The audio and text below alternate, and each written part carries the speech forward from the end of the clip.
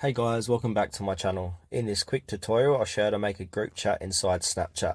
This works for both iOS and Android device users.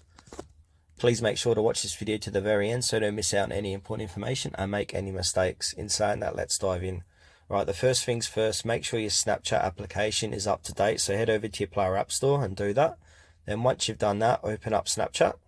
And then you want to click on your Messages tab at the bottom of your page. And then you want to click on the blue Create Chat button, and then under where it says New Chat, it says New Group. So click onto New Group, give the group a new name. So I'm going to click here, Test, and then click the people that you'd like to add to that group. So for this demonstration, I'm going to add top 4, and then click on Chat with Group. My AI cannot be added. Okay, I'll get rid of my AI. Pick another one. All right, Chat with Group. Oh, Lukey hasn't added me as a friend. All right, pick someone else and then Chat with Group. And there you go, guys. That's how to create a group chat inside Snapchat. Thanks for watching this video to the very end. Please consider to like this tutorial and subscribe to our channel if you found it helpful.